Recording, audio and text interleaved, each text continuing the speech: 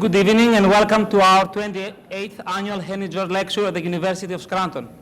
I'm Jordan Petsas, Associate Professor and Chair of the Department of Economics and Finance. It's our great privilege to welcome Dr. John List, the Homer J. Livingston Professor of Economics and Chairman of the Department of Economics at the University of Chicago. This year marks a special milestone for the university as we celebrate our 125th anniversary of the university's founding, and we are proud that this year's Henry George Lecture has been selected to be part of this remarkable celebration. Before we introduce our speaker this evening, I would like to acknowledge the Robert Zuckerberg Foundation for the generous financial support without which this event would not be possible. Tonight, we are honored to have with us a member of the Foundation's Board of Directors, Mrs. Wynne Ackenbaum and her husband Joe, who have traveled from Delaware to be part of our event. Earlier this evening, the Department of Economics and Finance acknowledged the Foundation's support and presented Mrs. Ackenbaum with an appreciation award, which she accepted on behalf of the Zuckerberg Foundation. Ms. Ackenbaum, thank you again for your continued support.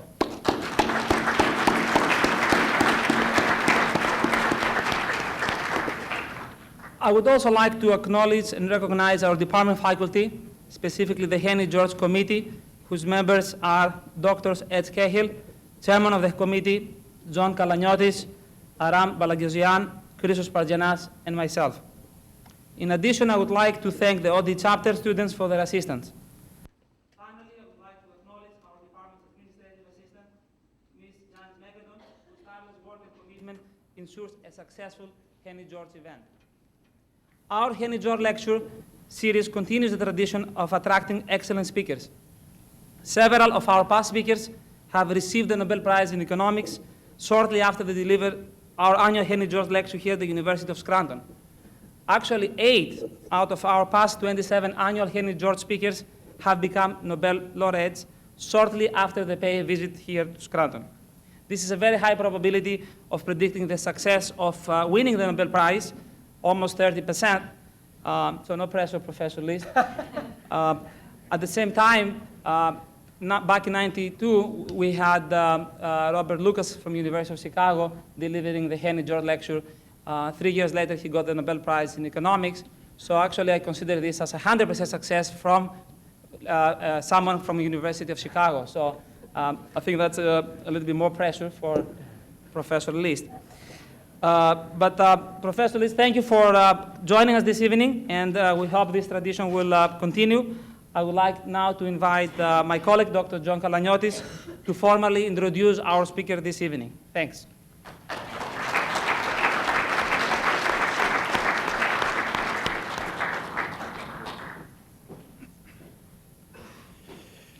Ladies and gentlemen, and beloved students, my name is John Kalaniottis, and I'm a professor of finance at the Department of Economics and Finance at the School of Management. I'm very pleased to be with you tonight and to have the opportunity to introduce our guest speaker, Dr. John List, Professor and Chairman of Economics at the University of Chicago.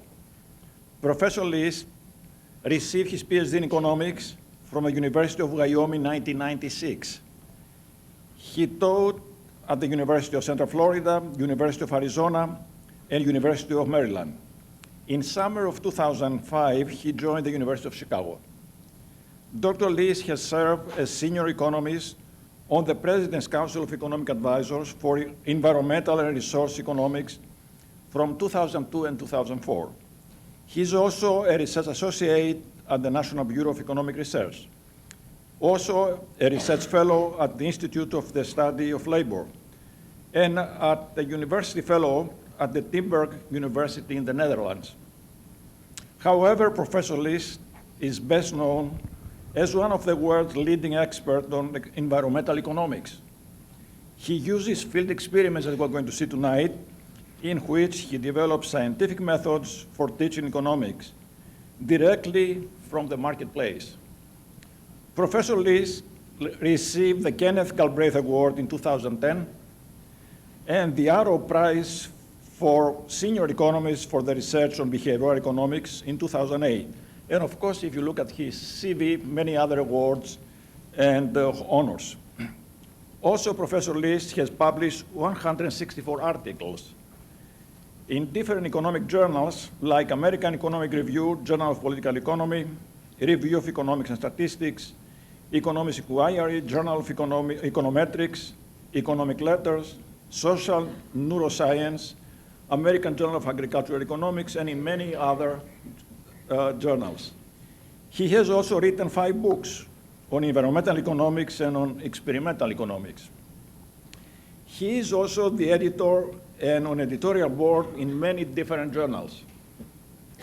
Recently, Dr. List, together with Dr. Stephen Levitt and Roland Fryer, has been involved in creating an experimental laboratory to educate children on economics.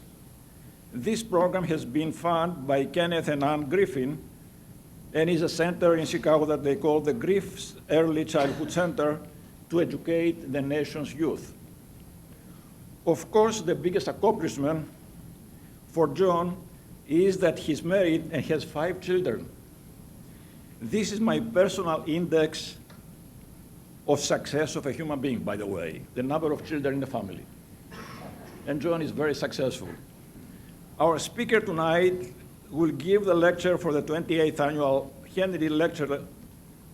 Henry Joe Lecture with the topic Life as a Laboratory, Using Field Experiments in Economics. Without further ado, please join me in welcoming Dr. John List.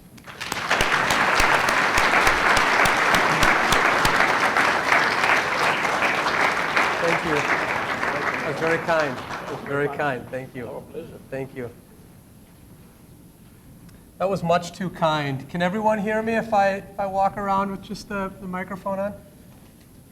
So I want to thank the committee and thank the foundation for inviting me here tonight for this wonderful event. It's the first time I've been to Scranton, and so far I've been nothing but impressed. I think that school's first rate, community's first rate, so thanks a lot everyone for inviting me, and thanks for thinking of me for this lecture. Okay? So what will the lecture be about? The lecture tonight is titled Life as a Laboratory. So in my life, wherever I go, I treat life as presenting an important experimental proposition or event or opportunity. So tonight will be no different. I want to begin tonight running a very simple experiment. And here's what the experiment will entail. I would like everyone to take out a piece of paper. And if you do not have a piece of paper, I have Victor here who can provide a piece of paper. I want you to begin by writing your name on the top of that paper. And then you have a simple chore to do. So everyone grab a piece of paper, and I have written out the simple chore that I want you to do.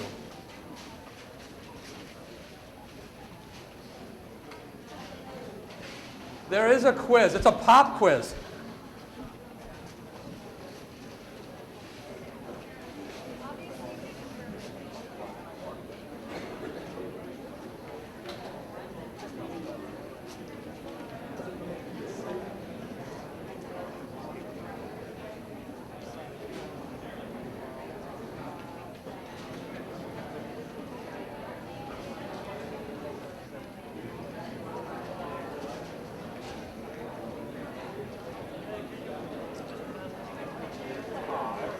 We even have assistant professors who are jumping in to help in the fray, which is awesome. Thank you.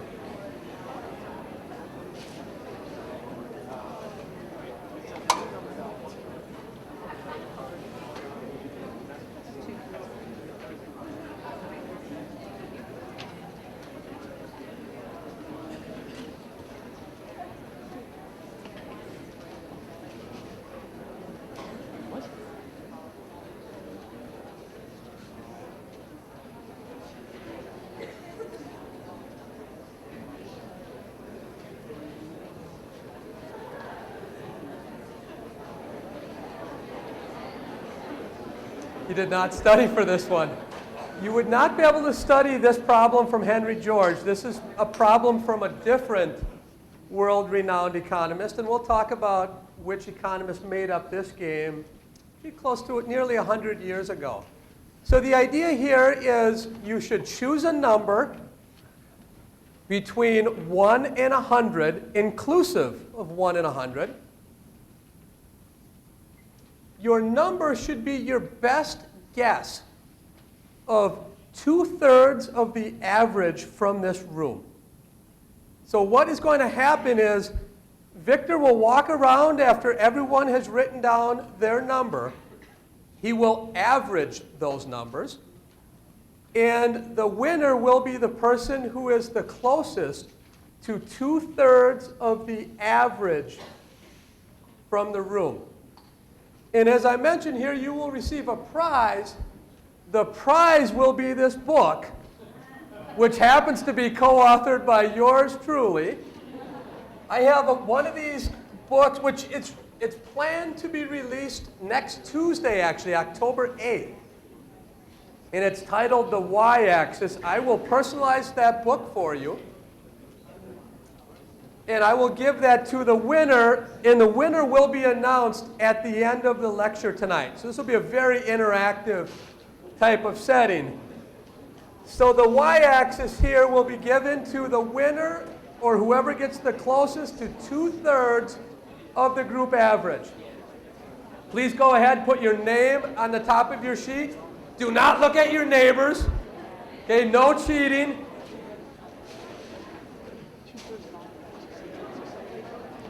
And Victor will be walking around. Now these are going to be data points in an experiment that I'm currently doing based on this game. So all over the world I'm gathering data from this game.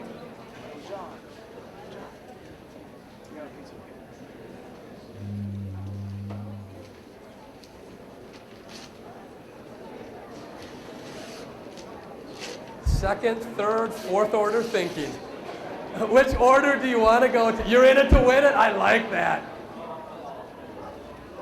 The women in the second row have shown their competitiveness. Later we will learn that the average woman is not that competitive. They don't want to pay for the book.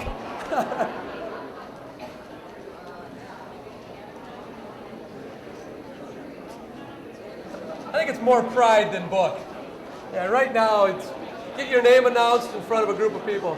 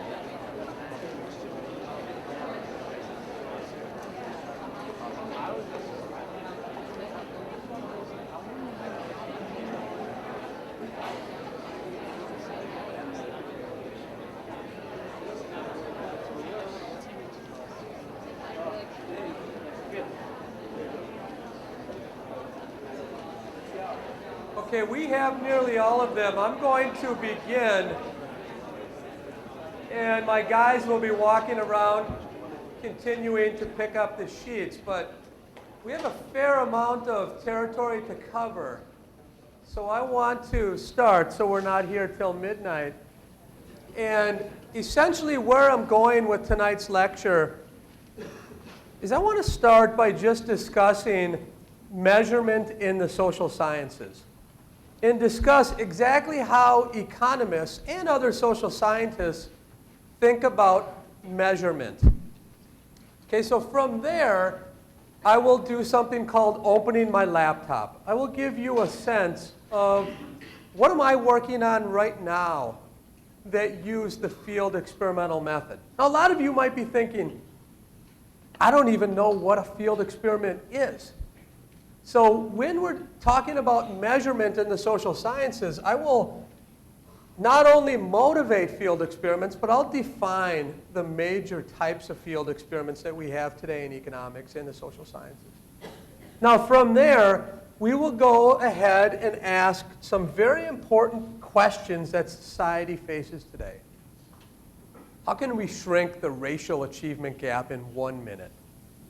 So there's a dirty little secret in education circles that Caucasian children continuously score 1/3 of a standard deviation higher than African American kids. Really, really hard to get that racial achievement gap to lessen or disappear. We will talk about how you can use field experiments to just about eliminate it entirely in 1 minute. So from there, we will talk about price discrimination, in particular, third-degree price discrimination. And I'll ask the question, what 7 words can end third-degree price discrimination? From there, we'll talk about men and women in labor markets. There's a fact in labor markets that for every $1 that men earn, women earn about 80 cents. And academics have argued why that might be the case. I will put forward a new explanation that helps to describe some of the important data patterns that we observe in these very, very large data sets that suggest women just cannot seem to catch up to men. And it's not only in terms of what they earn, but it's also, why aren't women climbing the corporate ladder as fast as men climb the corporate ladder? I'll have an explanation for that. And then I'll wrap up talking in general about field experiments and where I see field experiments going. Okay? So we're going to start out a little bit boring and talking about measurement in the social sciences.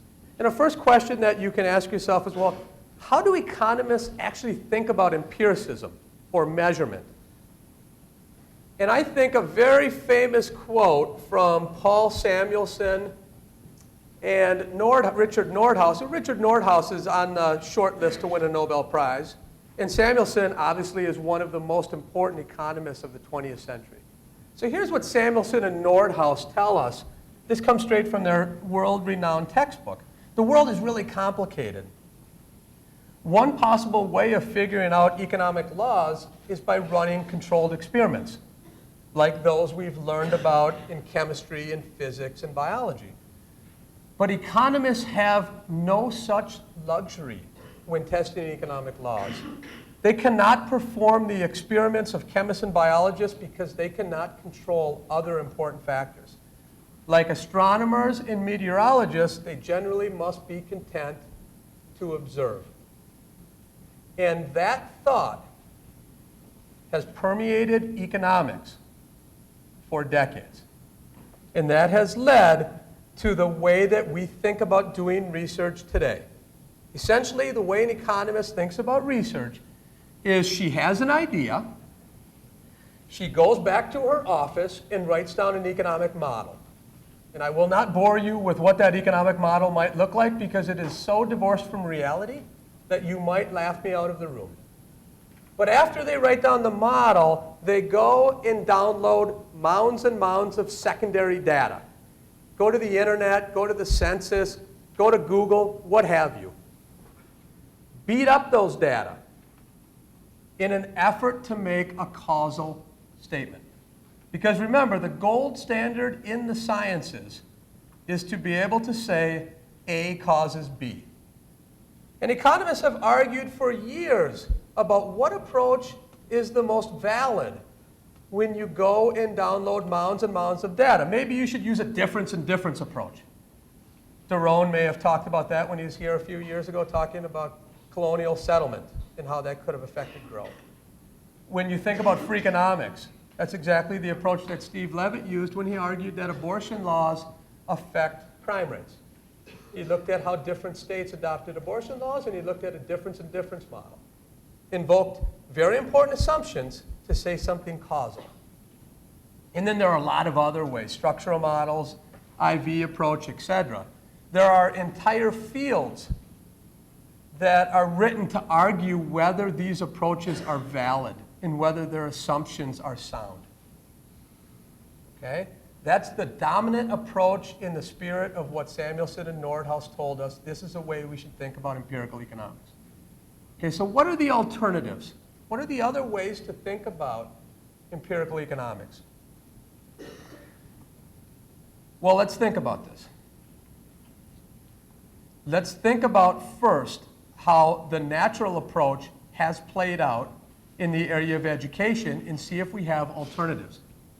What was mentioned at the beginning is that there are alternatives that people have used to run experiments in education. Well, let's think, before going there, let's talk about how people would do the job using the Samuelson and Nordhaus approach. So what you would do is you would write down a model, and this is called the education production function. You would think about what outcomes you might care about. I'm defining those as A. That could be graduation rates, SAT scores, years of education.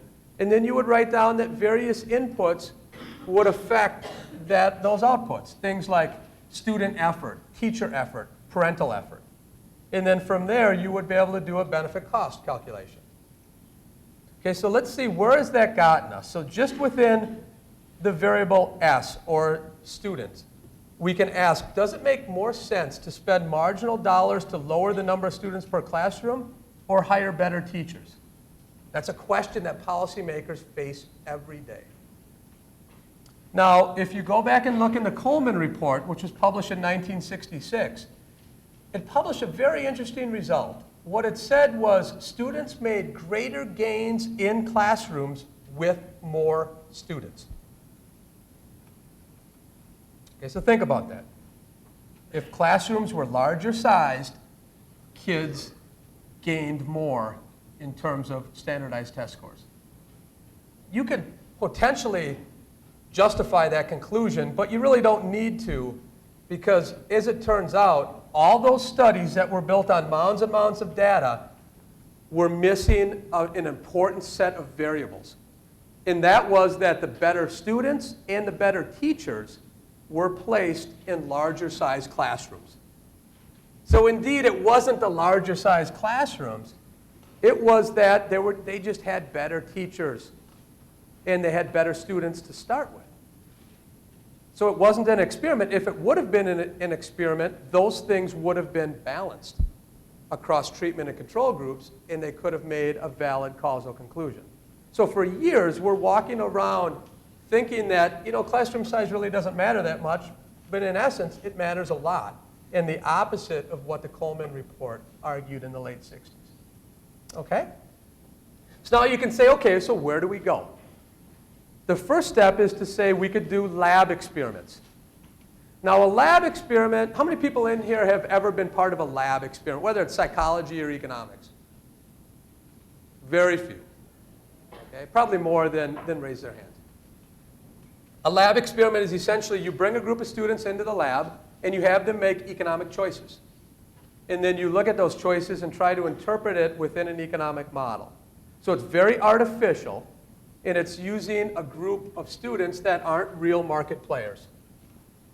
Okay, now the beauty behind a lab experiment is that it uses randomization to identify its treatment effect. And what I mean by that is you randomly put people into treatment or control groups.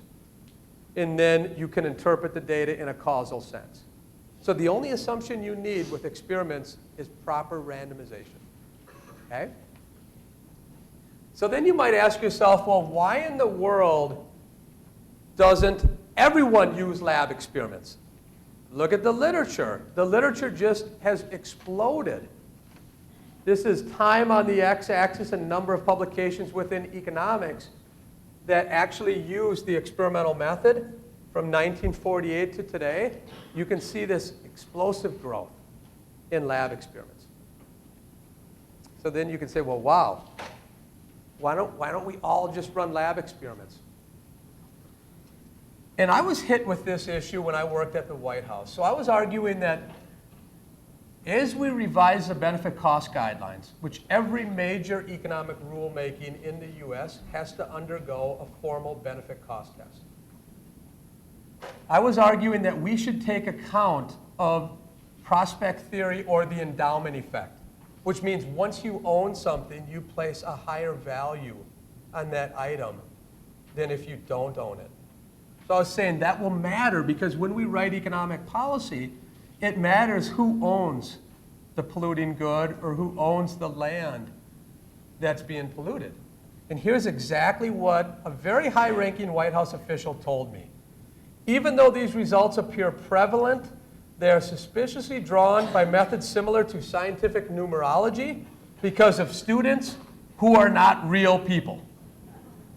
Okay, so the common argument you hear when you run a lab experiment with students is that, look, they're not really real people. They're not real economic actors. Okay, so that's what sets us forward to talk about field experiments.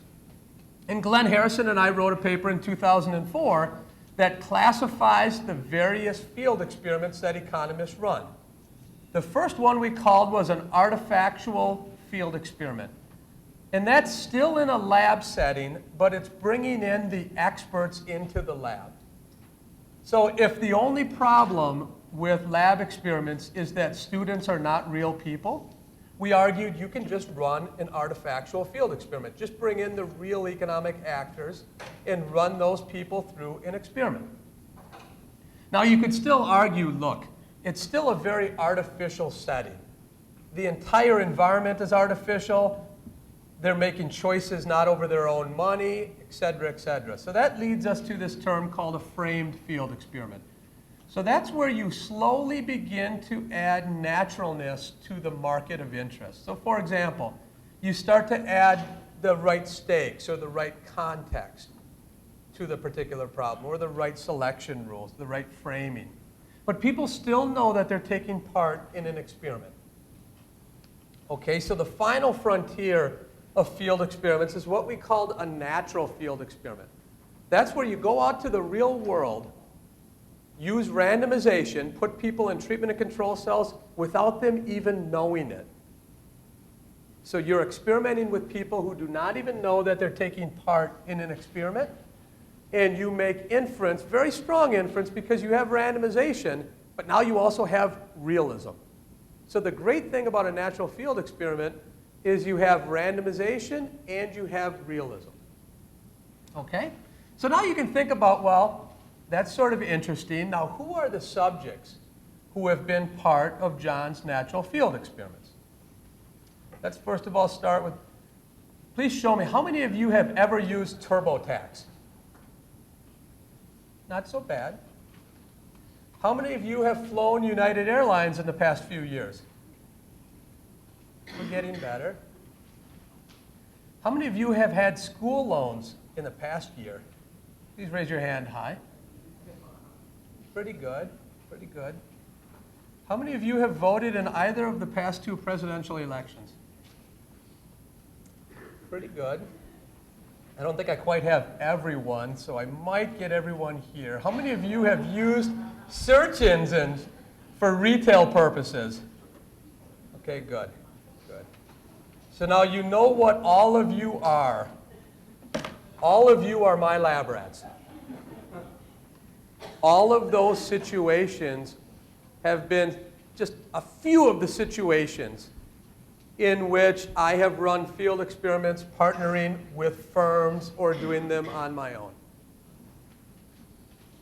So now all of you are my lab rats.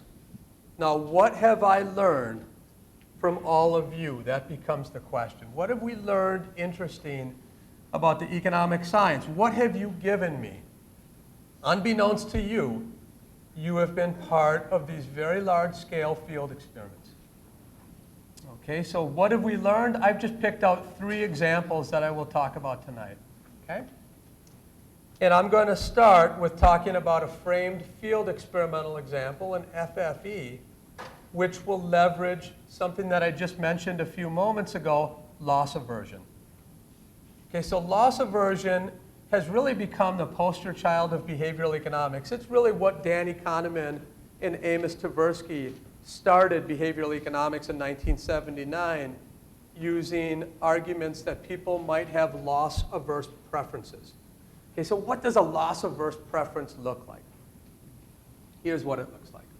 So what I have here is the origin is your reference point. That's where you start. So if you look 1 unit down the x-axis, when you move from 0 to 1, that's if you gain 1 unit of x. You can see what your satisfaction is, and I've labeled it G in the figure. So your gains are what's called concave. As you take on more x, you get fewer and fewer marginal benefits, concave. Now in losses, however, if you take something away from someone, they feel that loss much more than they feel a comparable gain. And that means that in the loss or in the third quadrant, you have something that's convex. That's really what loss aversion is. You feel losses more than comparable gains. Okay, now how can we leverage that concept to make the world a better place using field experiments? Let's start in the area of education. Now, I first started working on education about 7 years ago, and the primary impetus for people claiming that the U.S. is falling behind the world in education is something that looks like the following table. The U.S. per person in public education spends a lot of money. They're number 4 across these OECD countries. But when you look at the outputs, reading standardized test scores, math, science, graduation rates, we're down with Hungary. And I can say that because I'm 25% Hungarian. So this is like Seinfeld. I can make fun of Hungarians. So it ends up that we spend a ton of money, but we end up having the results that look like we're spending very, very little. And you can dig into that and say, well, why is this a problem? Where does this emanate, the whys of education? What's behind these trends is it's pretty much all urban schools. It's all inner city schools. That's our problem. These are inner city schools that have the average 9th grader reading at a 3rd grade level. These are schools that have dropout rates that are 54, 55%. In my schools that I've been working with, 1,000 kids enter the 9th grade every year, and about 450 of those kids end up graduating with a high school diploma. The rest drop out, usually between their freshman and sophomore years, they drop out. Okay, so this is where our problem lies. Now, my lab so far has been Chicago Heights. What I have here is a map of Chicago, and the reason why this is sort of interesting is people say that Chicago is very diverse. Now, what I've placed on the map here is every white dot you see is 100 white people. Green dot you see is 100 white people. Every blue dot is 100 black people. Every yellow is 100 Hispanic. Every reddish is 100 Asians. That's really amazing when you see this figure. It's diversely segregated, is what it is. Now, my schools are down in the little box at the bottom in a school district called Chicago Heights. We have the diversity that Chicago has just in that little box. So that's where I've been running field experiments for the last 7 years, is in Chicago Heights. Okay? Now, how am I going to do it? So let's start with teacher incentives. I think one of the most, let's say, litigious arguments that we have, the most contentious arguments that we have with our teacher unions, is the teacher unions argue that teachers will not be responsive to being paid by incentive pay. They argue that teachers are there because they just want to help kids. All they want to do is earn a fixed wage, and even if you use high-powered incentives, teachers will not work harder. Now, I'm here to say, if that's true, that's the only group in the world, the only animal species I know that would not respond to incentives. So it might be true, but it would be clearly astounding. So what we're going to do is we're going to start by looking at teacher incentives in Chicago Heights. And we will announce these incentives in September to start the school year. We've done this for a few years now. And they can earn as much as $8,000. That ends up to be about a 16% increase in their salary.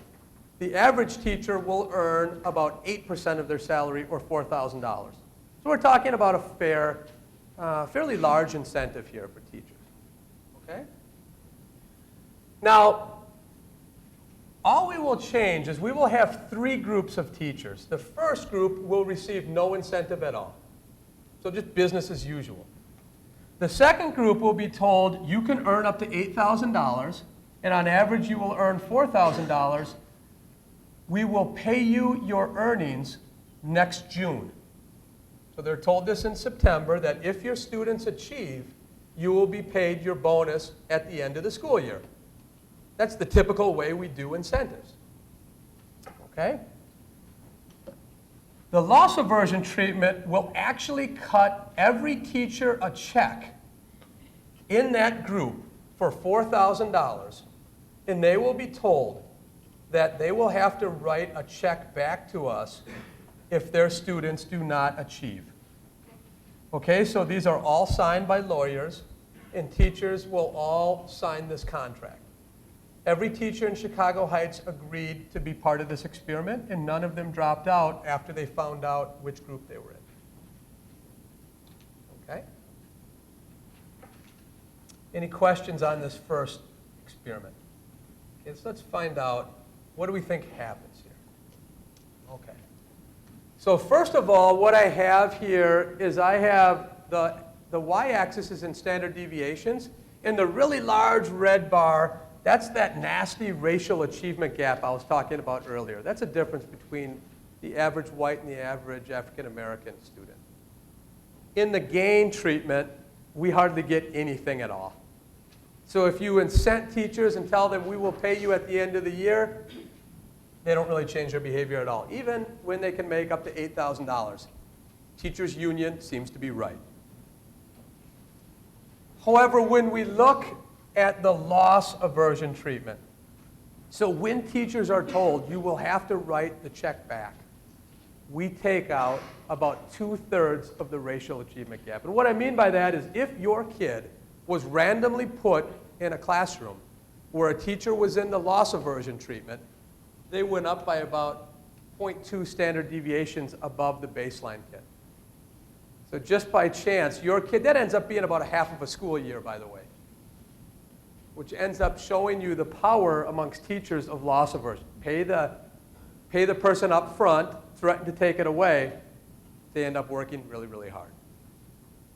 This works in Chinese manufacturing plants. It works with farmers' workers, and we're now testing it within corporations to see if it works. Okay? So now we can ask ourselves, well, can this simple idea actually work with students? What if we did this sort of thing with students? So here's the experimental design.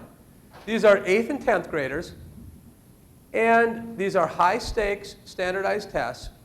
We walk in the morning of the test. And we walk into the various rooms. Thousands of students now have run through this. These experiments are also done within the city of Chicago. If you're in group 1, what you're told is that if your test score improves, we will give you $1 after the test. Kind of a joke, right? That could actually be perverse.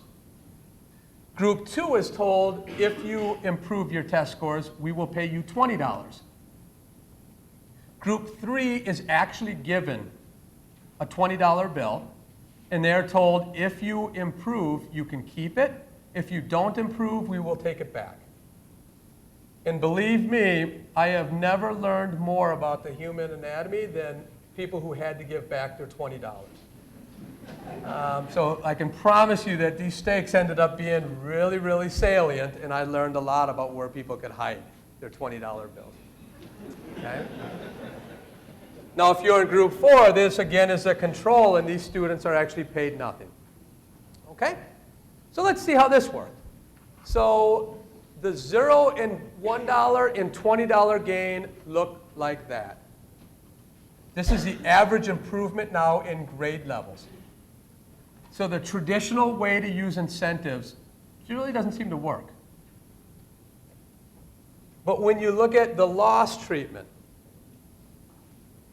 folks, that's a half of a school year. The morning of the test, going in and telling them, here's money, I will take it away. These students try like mad. And what this teaches us is that a large part of the racial achievement gap is really effort. It's effort in the sense that the underprivileged or inner city kids are not putting forth effort unless they're properly incented. And when they are, you can see a kid randomly in that room, he might be a third grader in the baseline, but he's at year 3.5 in that treatment. So they rise actually a half of a school year the morning of the test. Okay, so this is all based on effort. Just about get the entire racial achievement gap to disappear in 1 minute. Okay? So this leads us into thinking about public education. And you can think it through and say, well, wow, we've been at this for a long time. You know, last half of the 19th century we began, and we've been doing it ever since. The fact is we know very little about how to move people and also how those particular effort levels map into better outcomes. Now, what I'm calling for here is that we use our schools not only to teach our children, but also to teach ourselves. It doesn't make any sense that we do not use school districts as laboratories of democracy, as Justice Brandeis said years ago, in learning about the education production function within a decade by using simple experiments and not really spending very much money. We could learn about what works and why. But instead, we've been analyzing mounds and mounds of data trying to make strong causal statements. In a lab experiment, I can very simply say, giving them $20 causes you to work this much harder. Okay? So that's education. That's my framed field experiment on education. Let's talk about discrimination. And we can first start with the question, why do people receive different treatment in markets? So economists have two major theories for why people are paid differently. One actually came from Gary Becker in his 1957 dissertation that he wrote under Milton Friedman. And that's that people discriminate because they don't like that group. They don't like women, for example, or they don't like 44-year-old gray-haired Chicago professors. Whatever it is, they discriminate out of hatred or animus. In fact, people are willing to give up real money to hurt another person. That's Becker's taste for discrimination argument. Now, there's a different kind of discrimination that's also talked about ever since Pagoo. It's called third-degree price discrimination, that people discriminate in an effort to make more money. So Amazon.com might price discriminate based on how many other sites you've searched before you go to buy the y-axis, for example. That would be third-degree price discrimination, or Amazon trying to make more money. Now, they're very different kinds of discrimination. They're both important. But unless we know the underlying motivations for why someone is discriminated against, we have no clue how to set up laws to combat that discrimination. Okay? So now I'm going to show you a very simple natural field experiment that will allow us to disentangle the kind of discrimination that we're observing in markets, which, by the way, economists have not been able to crack the nut of what is the kind of discrimination that we're observing in markets. So let's think about how I'm going to do this here. Okay, this is a study that follows this 2004 paper that was published in the Quarterly Journal of Economics. So we're in the city of Chicago, and we get together a group of 12 disabled people. These disabled people are confined to wheelchairs. Okay? And they each have a vehicle that is in need of repair. So these 12 disabled people will drive to several auto repair shops and ask for price quotes to repair the vehicle. The 12 non-disabled testers will be matched with those 12 disabled testers, and they will take the exact same vehicle, but take it to different auto repair shops. So now the auto repair shops have no idea that they're part of an experiment. So if you own an auto repair shop or know someone who does, they were in Chicago, they were part of my experiment. Now what we find in this study is that the disabled receive price quotes that are about 30% higher than the non-disabled. Now you can ask yourself, is this a taste for discrimination? Do people just not like people in wheelchairs? Or are they taking advantage of the fact that people in wheelchairs have a harder time searching and they have to spend more time to go get multiple price quotes, and people are just bilking them for extra money? So that's a question that we face now. It's consistent with both. So we have some complementary evidence. We actually send out surveys to disabled people. We find that they search less. So it is true, disabled people, when they're going to get their cars fixed, they end up searching less than non-disabled. Interestingly, body shop mechanics also believe there are search differences. Okay, so this is consistent with the discrimination to make more money story. But it's not seal-tight evidence. So what we do is we replicate that initial result, so resend out new testers to get new cars fixed, and we have two treatments. One simply is a replication, and two has all the people say 7 simple words. I'm getting a few price quotes today. That's what both the non-disabled and the disabled say as part of their script. Okay? Now, in the replication treatment, we again find, in this case, the disabled receive offers that are about 20% higher, and this is strongly significant. Okay, so whereas the non-disabled receive an average price quote of $500, the disabled receive an average price quote of $600. So great, we've replicated our result. But when both groups say, I'm getting a few price quotes today, disappears. There is now no discrimination observed. And in fact, it kind of goes the other way. If anything, people sort of like to help out people in wheelchairs. Once they know that they plan to search for many, many price quotes, a few in this case, they will no longer discriminate against them. I have just shown you that in the automobile repair market in Chicago, the discrimination that we observed is purely third-degree price discrimination. People trying to make money because they know the disabled will search less. Okay, what will happen if we do this down in a southern state for blacks and whites? I don't know. Let's do it. Okay? All you need to simply do is put people on an equal plane and then see if there continues to be discrimination, then that's hatred. Right? So if the disabled, if it's about dislike of the disabled, there should be that same dislike even if you're getting a few price quotes today. But that dislike disappears, so obviously there never was dislike. Okay? So very simple field experiment that shows this kind of discrimination was all based on third-degree price discrimination. Okay? Last example. This will combine an artefactual field experiment and a natural field experiment.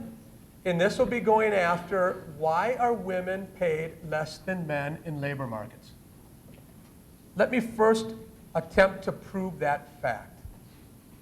Okay, so what I have here You can't see it very well, I apologize. But what I have here is the percentage gap between median men's and women's wages.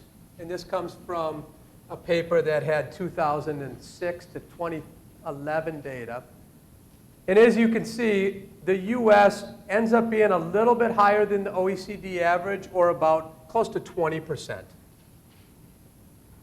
Now, many people have written about this. Wages are different between men and women, employment levels, unemployment levels. Okay? So then, of course, you ask yourself, well, why is this the case? And what people have argued is, first of all, there are human capital differences between men and women. They just have different education levels.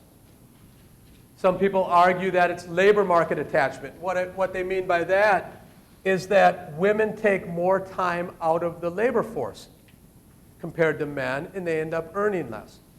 Some people argue that discrimination may be part of this, discrimination against women.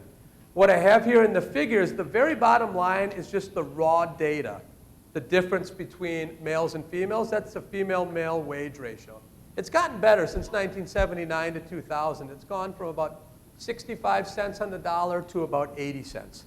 So we're obviously moving in the right direction. But even after you adjust for human capital, labor market attachment, which is what those dotted lines do, you still have this nasty difference of about 10%.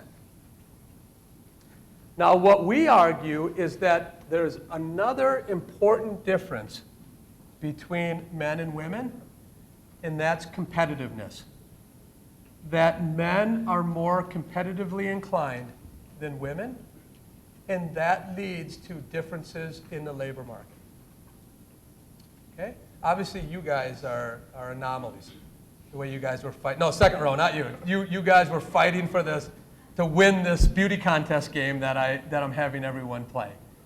So what I'm talking about here is on average. We can all find right-tailed women and left-tailed men. There's a lot of overlap of the distributions. But what I'm claiming here is on average, women are less likely to ask for a raise, for example. Women are less likely to enter incentive contracts that are based on a competitive scheme rather than a fixed wage. So let's talk about where I'm getting that evidence from. So first of all is a natural field experiment that we've run over the last several years where we post jobs for an administrative office assistant on Craigslist. These are actual jobs that we hire people for across 20 cities. And two of the treatments, in one case, we tell them, you will be paid a fixed wage of $15 per hour. In another case, they're told, if you get this job, you will be paid $12 per hour, plus you can receive a bonus of $6 per hour if you outperform a fellow coworker. And what you have are major differences between men and women into applying into those two jobs. Men like the competitive one, women like the fixed wage. Okay? Now, lab experiments have also done these simple games. And what they essentially do is they bring a group of males and females into the lab, and they tell them, look, today you will have 5 minutes to solve an anagram, for example, or shoot free throws in the basketball case. You can choose one of two incentive schemes. If you choose incentive scheme A, you will earn $1 per successful anagram. If you choose incentive scheme B, you will earn $3 per successful anagram, provided you solve more than your partner next door. If you solve fewer, you will earn nothing. And then they look at whether you choose the competitive scheme or the non-competitive scheme. And as it turns out, in these lab experiments, what I have here is the fraction who choose to compete. As you can see, men choose to compete a lot more often than women. And in fact, women are better at solving anagrams than men. So even in tasks that women are more proficient than men, they will choose to compete much less. Okay? Now, for me, I say, well, why is that the case? Let's just take it that now this experimental evidence suggests that there are indeed preference differences between men and women. Why is that the case? And that leads us to this notion that, look, it could be sex differences, just what you're born with, or it could be gender differences, what you're born with plus what society tells you you should be. All I need to do is sit back and think. When I was in my physical education classes as a second grader, my gym teacher would always tell the boys, stop playing like a... And if the girls played really hard, tomboy. She's a tomboy. And obviously, women in the labor market are called much harsher things when they try hard for something. Okay, so that's the idea, is this nature versus nurture. Now, if you're looking for a quick quote, I refuse to go down the land of other Harvard presidents or administrators. So I'm not going to give you a quote here, except to say that my hypothesis now is to set up a straw man and say, on average, in every society, men are more competitively inclined than women. That's all I want to answer with this artifactual field experiment. Okay? The straw man hypothesis, is it ubiquitous, what we find in the Western world? So the first step is to try to do some research and figure out, are there matrilineal or matriarchal societies out there that we can do experiments in? As it turns out, it's nearly impossible. I have not found a matriarchal society. But we found 4 matrilineal societies. Okay, and patriarchal societies are all over. Right? Okay, so what we're going to do is our first experiment will be completed in the patriarchal society of the Maasai tribe. Has anyone ever heard of, these are the red-robed Maasai. You've heard of the Maasai. So if you ask a Maasai man, what is your wealth? What will he say? He'll say something like, 5 goats, 7 head of cattle, 3 sons, and 6 wives. Won't even mention the daughters, but he'll mention the wives, his ownership. And you'll say, wow, what is a wife worth? When we were there, a wife was worth about 7 head of cattle. And the wife was in a separate tent, and the man, the rule in this particular Maasai tribe that we visited now for several years was that every morning you had to spend 10 minutes of attention on each of your wife. That's what she got. Very brutal society for women, right? Very, very brutal. Now, on the other end of the spectrum, or as close as we can get on the other end of the spectrum, would be this village in India called the Cassies. Has anyone ever heard of the Cassie Tribe? Okay, so Cassies are really an interesting group. So when we flew in to Shillong and then to go out into the villages, I saw a billboard there. And I asked the taxi cab driver, what does that billboard say? It says, the men want equal rights. I thought I was watching Seinfeld again, right? Wait a second, tell me this again. We're fighting for equal rights because all of the inheritance runs through the youngest female in the family. So all of the wealth runs through the women. And then when you ask the families, if you have a boy and a girl and you can only send one to school, which one will you send? Well, of course, the girl. You knock on a Cassie door and you say, they answer, a man answers and he says, I will take you immediately to the woman of the house. He takes you to her, he goes and sits in the corner. Okay? Now these roles have been captured by others. This isn't some great scientific discovery by me. I've just stumbled across these societies. A Maasai woman says, men treat us like donkeys. A Cassie man says, we are sick of playing the roles of breeding bulls and babysitters. Now, Jordan, I know what you're thinking right now is it'd be great to be a Cassie man, but you're here, brother. Okay, so these are the relative roles that we're going into these societies and attempting to run simple experiments. But then you can ask yourself, well, what task do you have them perform? One thing that you quickly learn in these societies is that people have a really hard time thinking in an abstract way. Really, really hard time. Women in the Maasai tribe cannot pick up a pencil. It's hard to do any type of task. We started out, and you can read about this in the y-axis, we talk about we built mazes, and then it all fell apart. So what we ended up doing was, that is a tennis ball in his hand, okay? And the red line goes from the hand to a bucket, which is 3 meters away.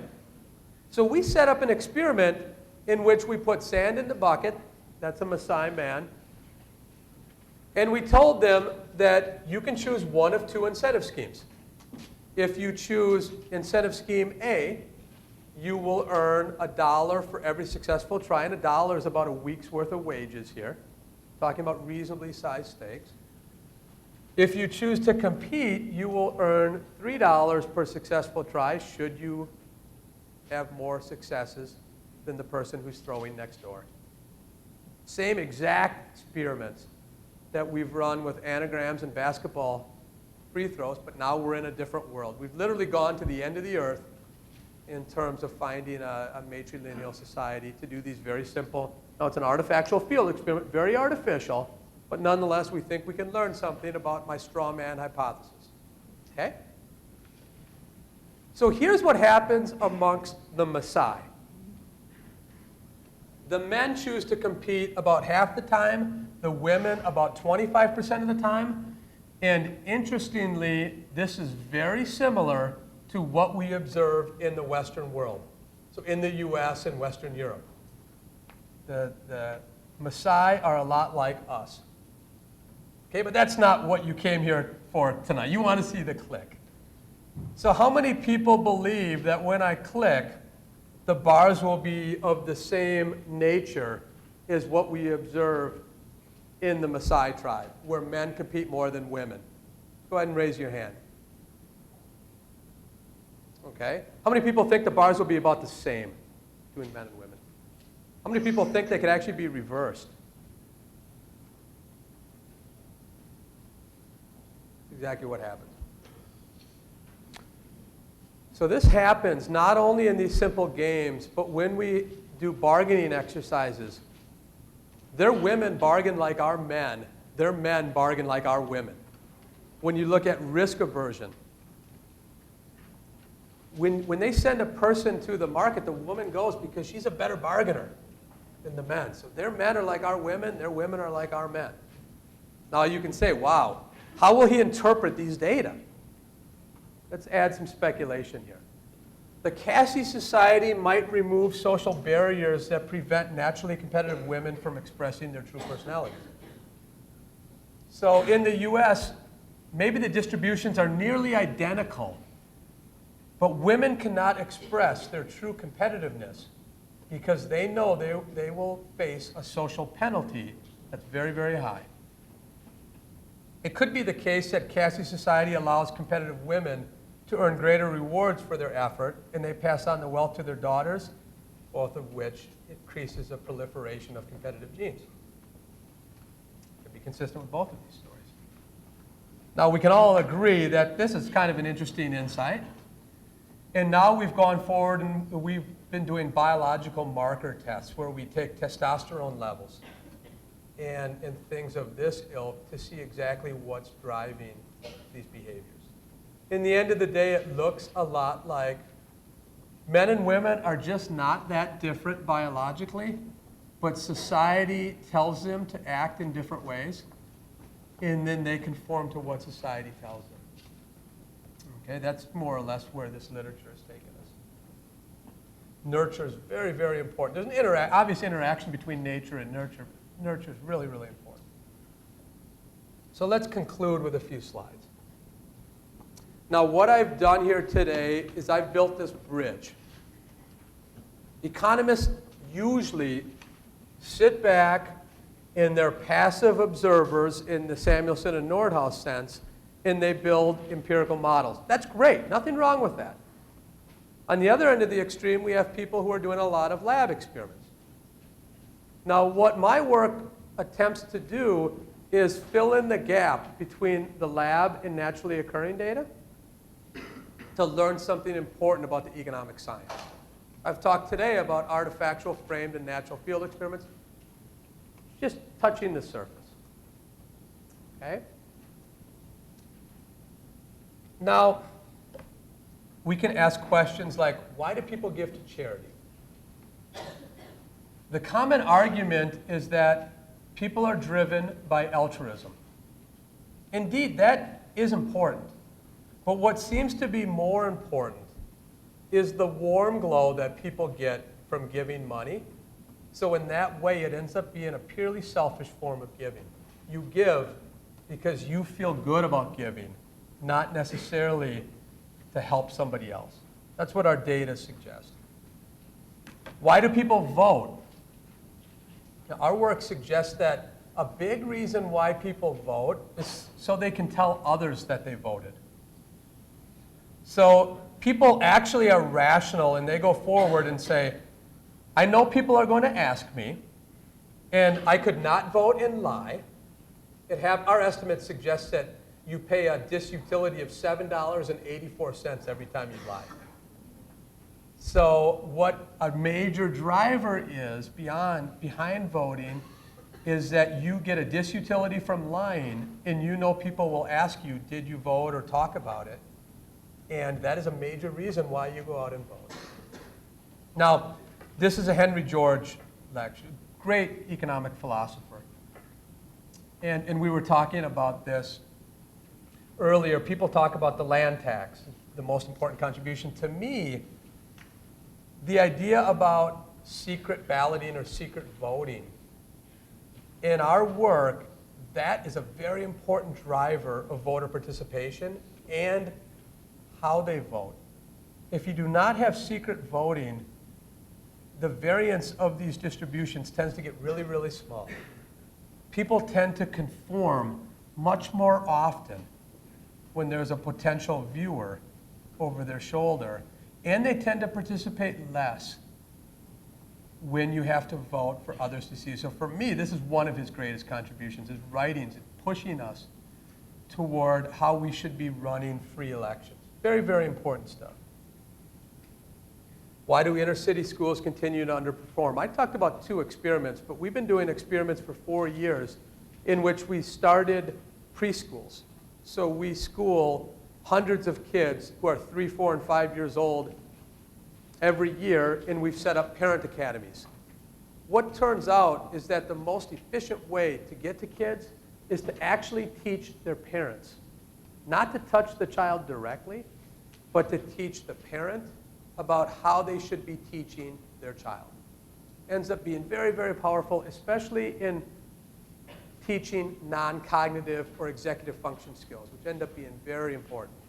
Right? The reason why people like to drop out and tend to drop out is because to stay in school, you have to absorb a cost. It's effort to stay in school. When does the benefit come? 15, 20 years down the line. You have to somehow bring those benefits back to the present because people are discounting. In the inner city, kids are discounting those future rewards from school at a really, really high rate. And the reason why is because they've never been taught that that very important non-cognitive skill called patience is really, really important in life. I won't go over this. So I want to go here and say, I hope I've convinced you that this needs revision. Okay, how would I revise it? Here is how I would revise Samuelson and Nordhaus. In the past, economists have believed that a complicated world necessarily neutered Homo experimentalists, rendering empiricism as a passive enterprise based on pure observation. I'm willing to admit the world is very complicated with many simultaneously moving parts. But that fact is a key advantage, not disadvantage, to running field experiments. The reason why is because when you analyze mounds and mounds of data, you have to invoke even greater assumptions the more complicated the environment. With randomization, you randomize and the dirt is equal in the treatment and control groups. And that equalness of dirt, you're not getting rid of the dirt, but you're making the complications equal in the treatment and the control groups, and that allows you to make a strong causal inference. So I think these people were wrong for years because they took the tools of chemistry, biology, physics, where they do not use randomization, and thought, I need a clean test tube. Otherwise, I can't run an experiment. You don't have to have clean test tubes when you have randomization. Okay, so if you take nothing else from tonight's lecture, it's that when the world's complicated, field experiments are the best tool to use because the complication helps you. Now, let me be clear, though. Field experiments are not meant to answer every question. There are tons of questions that field experiments can't answer. You have to have mounds and mounds of data. Okay? So I'm going to end there. And I'll take questions, but I can also announce the winner, hopefully. If, wow, you're still working. So I can take a few questions. My busy worker, my busy bee worker, you know what I should have done is I should have given him the money up front and told him that I don't follow my own findings, obviously. But I'll take any questions you have. I hope the result comes soon. My busy worker is working, and I have a signed copy of the y-axis as soon as we find out the winner. Wow, I can't believe he's been working this whole time. By the way, fire away if you want to ask any questions of me about any of these studies or anything in general. Go ahead. How did you choose your randomization? You pick a person that's living in your study, color, black and white. Yeah.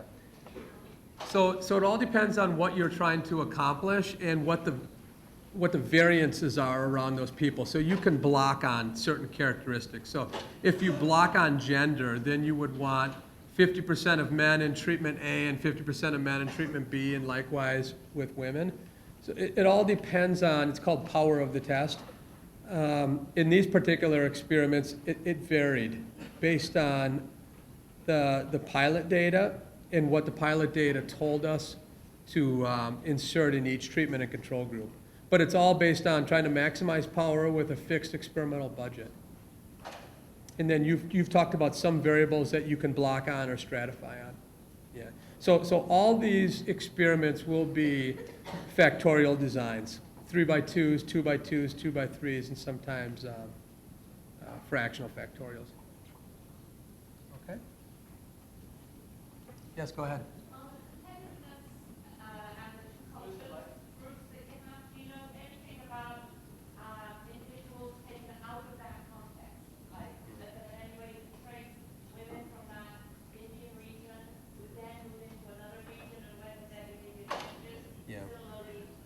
That's a great question. So the only evidence I have is when I first began to learn about the Cassies, I found a group of Cassies in DC. And that's actually where I went to do my pilot experiments. I went and did these ball exercises. And what I can say is that they were not like the Cassies over in those tribes. They were like my family. No, I don't know if they moved from there because of that, or they were like them, but when they came to Rome, they were like the Romans. That's what I never, but that's a small sample, but they were like the Romans in D.C. That's a good question. That's a good question. Yes, go ahead. About the Cassies, I seem to remember that there is a religious Yes. angle to it. Some of them have converted to Catholicism, and others continue to maintain their earlier thing. Did that factor in at all? It did. I did. No, absolutely. Absolutely. So that was the very first study that we did. In the second study, we went over there and went to villages that were right next to each other. Some were patriarchal, some were matrilineal, but the religions were the same. And you find similar data trajectories. Because that's a better experiment. When you think about what we did and what I presented, you had two very different worlds, and I'm trying to claim that the entire difference is driven by Patry and Matry, when really there are tons of differences. We've learned this from running cross-country regressions in economics, and now they're out of fashion. So the next step was actually to go there and go to communities that were adjacent, and a ton of those things, few of these people actually leave the villages where they start. So selection actually does not hurt us. But in those cases, we found similar data trajectories. So we were pretty satisfied that indeed it was the way that the household or the village is run that's causing this, rather than one of these other important variables. And importantly, the youngest female also acts differently in that society. So that was more evidence that was good for us. Because whether you're the youngest or the oldest female, your genes are just got lucky or unlucky. And then they act in a very different way. That's a good question, though. Yes, go ahead. Have you found any differences in loss aversion between males and females as you have with competitiveness? So the big difference that I find in loss aversion is that when people have market experience, so when they're able to buy, sell, and trade and actually give things up, they overcome loss aversion. So I don't find big differences between men and women who are inexperienced, but in markets, a lot of times it's the men who gain market experience. And whether it's man or woman, though, the market experience leads them to have less convex and less concave, and it looks more linear around the reference point. So loss aversion, that result is not general in the sense that if you have an experienced group of people who have learned to overcome loss aversion, they won't have loss aversion. But it works in settings where people are not used to having to give things up once they're given those goods or that money. Somebody down here, go ahead. I took an experimental economics class in the mid-'80s. With who? Yeah, with Vernon Smith and Very good. So you went Fox. to Arizona. Great. Yeah, with Arizona, yes. And he went on to win a Nobel Prize later. Absolutely. But my question is, when he taught the class, most of his experiments were run with pigeons and some even with rats. My question is about external validity. Those were artefactual field experiments.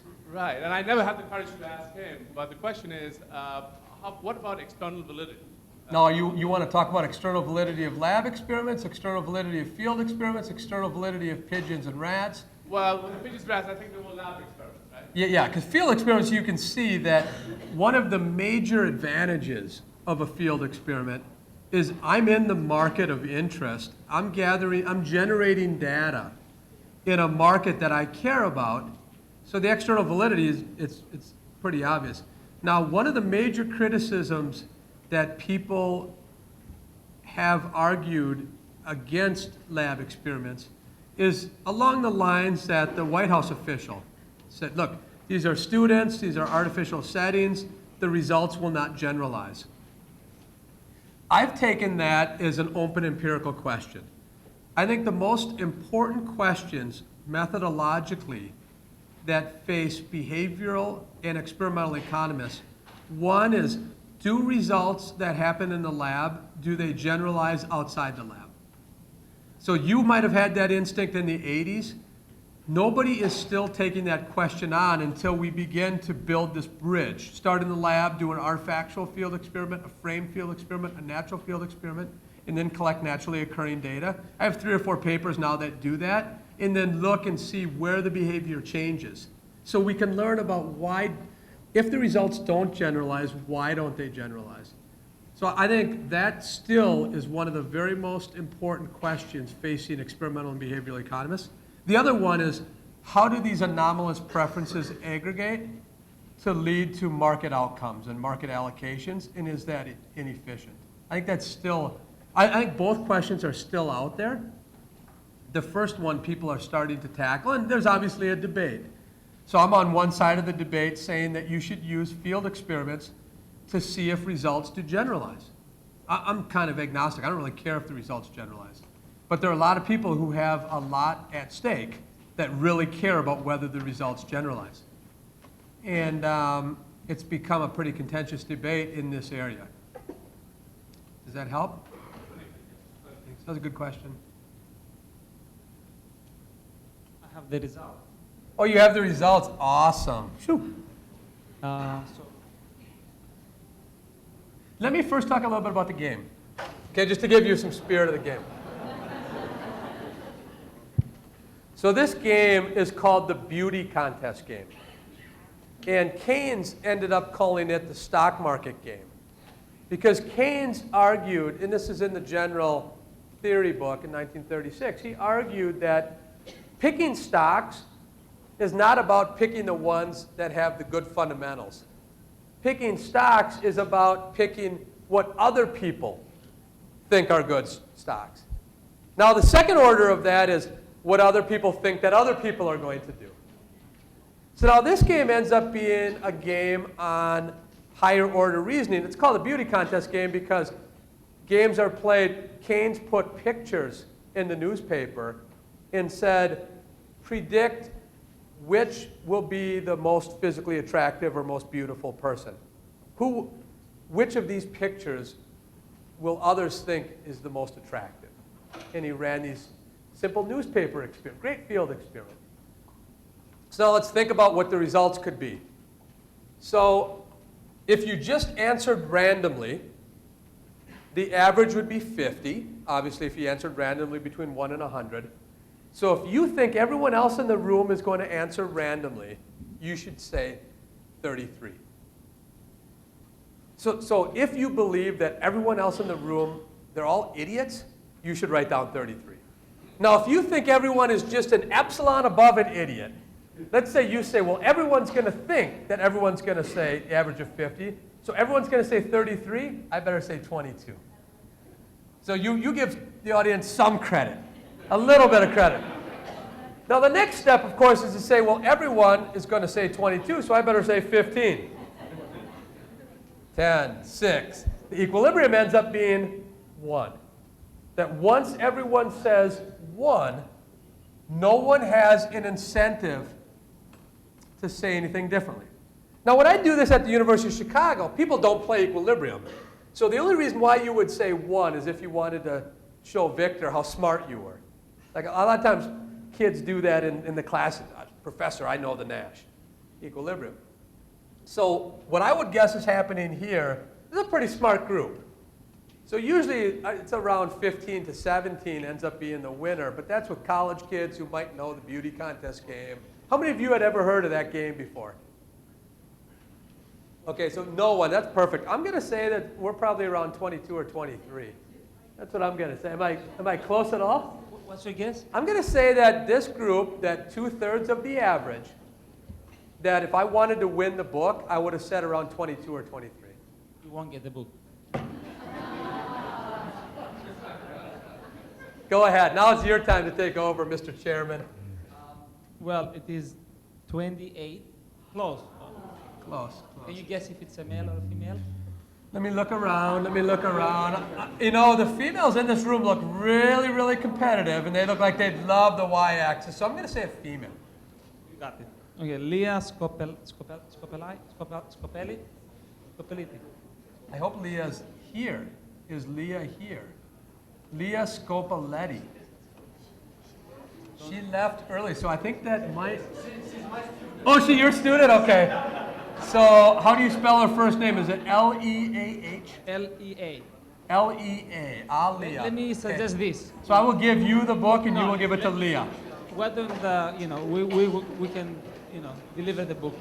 All right. Well, thank you very much, Professor Liz, for coming tonight.